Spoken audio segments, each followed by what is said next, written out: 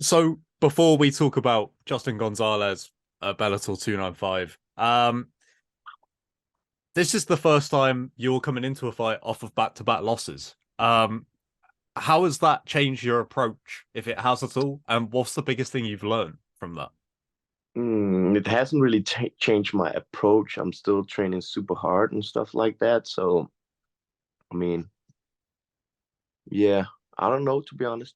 Just going in there doing me. Has there Yeah. been has there been like a biggest like one thing that you've taken from the last two fights that has been kind of like I always feel like there's certain things that you have to physically experience in order to learn from it, right? So I just Mm. wondered, is there like a key lesson or anything that you've learned from these N- last two fights that you've taken forward? Nah, because like if you look at the last two fights, like the Borix fight, I had no problem with. Like that was a banger of a fight. I went in there and performed and shit like that. The Pedro Cavallo fight, if I fought my grandma on that night, my dead grandma on that night, she'd whoop my ass. That was like the worst fucking performance of my life. And some circumstance that made it a little hard for me to fucking perform, but I'll take it right on the chin and fucking on to the next. So, everybody can have like two bad days at the office. Like it's the fight game. To me, it's not about like being undefeated and all that shit. Like it's a thing I learned during my career. Hmm. Like, of course, I want to win every time, but the most important for me is I go out there and perform. I've had fights I won where I feel like a loss because it was a shit performance, and I've had fights I lost where I feel like, oh man, that was a banger of a fight. Like I had no problem, like the Borix fight, where it felt more like a win. So for me, it is about winning and losing, and I want to win, but it's more about like performing, showing up, putting on a great performance. I always say like my goal is like I want when I get old and shit and my career is over, I want to have fights where I can sit back with grandkids or whatever and be like, God damn, that was a sick fight. Like I was sitting watching Gaddy, Ward, Holyfield, Tony, all these when I came up. I want the up and comers to be like, yo, that's bad motherfucker right there. Some banger fights. So fights I think is what do you call entertaining to watch. Yeah, well, I think you definitely did that with the Porix fight, mate. I wouldn't worry Oh yeah. about that. No, Um, no. what went wrong for you in the Pedro fight? You mentioned it then that you just didn't the performance just wasn't there on the night. No, just some shit. Like I was just like fucking gassed after a minute, Okay. pretty much. Yeah.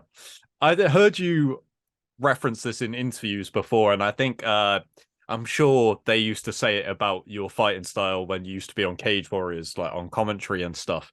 That your style has maybe an element to it where some of the kind of more specialist stuff that you do doesn't get picked up by judges, sometimes commentators, things like that. I've heard you Yeah. reference this in interviews and things like that in the past that Mm-hmm. maybe your style doesn't translate, if that makes sense, to some people. They don't see the nuances in your game and the things that you do that some other fighters maybe don't because it isn't expected necessarily. Yeah, like shoulder rolling, blocking with your like cross blocking and all kind of shit. Like most people that watch fighting, let's face it, they're casuals. They don't know what the fuck they're watching. So it is what it is. They can't really do nothing about that. For me, it's like the sweet science.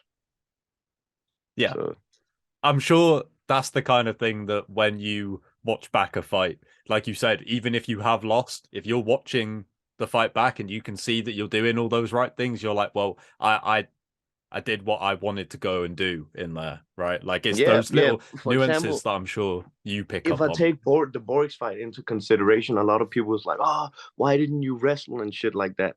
Because yeah, I knew I had a big eye, but other than that, he didn't really touch me that much, and I felt I landed the way more like convincing shots on him. It is what it is. I'm not mad at the result. Like I know it was a close fight and shit like that, but that's why I didn't wrestle because I thought like, like I'm hitting him cleaner and shit like that, and he's barely really touching me, so I'm up. But hey, I wasn't. It is what it is. Um, so let's talk about Justin Gonzalez real quick. I saw on Yep. your Instagram, I think it was in an interview you did where you were calling for a fight with Daniel Weichel, right? Yeah. How do you feel about Gonzalez as an opponent? Because So when I saw the that video with you asking for the fight with Weichel in Paris, I was like, oh, that's a no-brainer. But right. obviously, this is the fight that's come around instead. So actually, I called out Gonzalez before I called out Vichel back in Okay. December or January or something because I saw he wanted to fight like me and shit, and I was like, oh, let's scrap. Like I'm down to scrap. And then I didn't hear anything, and then I saw Bellator was doing an event in Paris.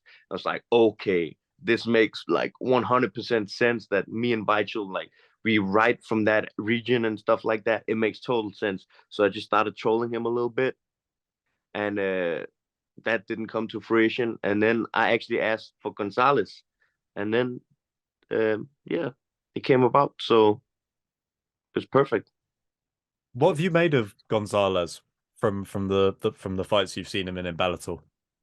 I mean, I think he's a gritty guy. He can bite down. I think he's a great competitor. Like, yeah, Solid. Yeah. yeah, he's solid. Um, this is something that I hadn't even really thought about until I looked through your record earlier, because I always think of you as a guy that has been and fought in various promotions and been around and tested yourself against a lot of different guys from not just Europe, but all over the world. But Bellator is now the promotion that you have the most fights in. Oh Like, shit. I think the Pedro fight was your fifth fight in Bellator, I believe, which I Yeah, that makes sense. I could be wrong, but I think that's the most you've had for any promotion.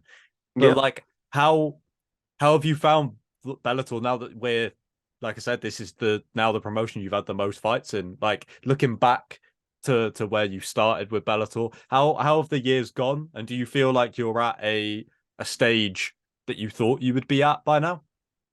Oh yeah, I think Bellator they gave me a pretty good push. uh when I came in, I remember right after my debut, they were talking like I got interviewed in the cage. It's like, oh, so like when or something, do you want to fight for the title? I'm like, yo, chill, man. I just had my debut, kind of right.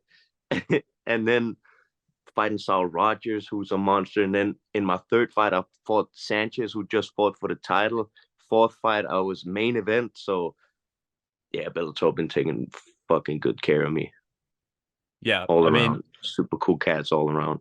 it's been great to see because I remember being not just myself, but a lot of the MMA world being confused when it was announced that you weren't going to be competing for the UFC anymore, and then Yeah, the so run was through. I. I bet the run through Cage Warriors where the performances just got better and better throughout. So to then, so you go to Bellator, but also not just go to Bellator, but become a big staple, especially of their European roster. But fighting the Mm, top guys like right off the bat has been great. yeah. Do you see like when I said about is this where you thought you would be? Like when you signed for Bellator, how quickly did like the ball get rolling? Because like you said then, you weren't expecting to get all these like big names and big opportunities so early on. So was it really surprising to you that they valued you so highly from the start? Oh, ooh, good question. Like it's funny how I don't know if this answers your question, but I'm always thinking to myself like I'm just like a fucking like bum ass motherfucker from a little town in Denmark. Like, you know what I mean? I'm just here to fight and shit. So it was cool. Like to me, it felt like they appreciated my craft and shit like that. So that was pretty cool. Yeah, really grateful for that. Yeah. Finally, I've got to get your take on the main event of the card, Patchy Mix taking on Rafian Stotts. How do you Patchy is feel? my boy. So Patchy's gonna go home with that fucking mill. And to be honest, I think the two other fights Patchy had in the tournament was tougher than Stutz. Mm, Man, yeah. don't get me wrong. I think Stutz, he's a killer. He's a nice guy, all that stuff. But he just do some mistakes that you cannot do against Patchy. Yeah, yeah. That's all I can say. I I've seen you break down fights before and like reference some of the people you've shared the mats with. I think for ages people have regarded you as one of the best like technicians in MMA. But how highly does Patchy rank in terms of grapplers that you've shared the mats Oh with? Because fuck yeah, he's he's been he's on a up there. tear. He's up there. Patchy is definitely up there. Killer, and this motherfucker can get submission from every position, which is crazy. Mm. It's very. He's great, great grappler. Sweet. Well, thank you so much for the time, mate. Can't wait for March 22nd. See you back in there. March Every 22nd, then we're a little late. You mean April 22nd? Oh, why have I written down March 22nd? I'm excited to see you back in there a month ago. Thank you, man. Have a You get great me. day. Cheers. You too, Bye. man. Nice one. Bye.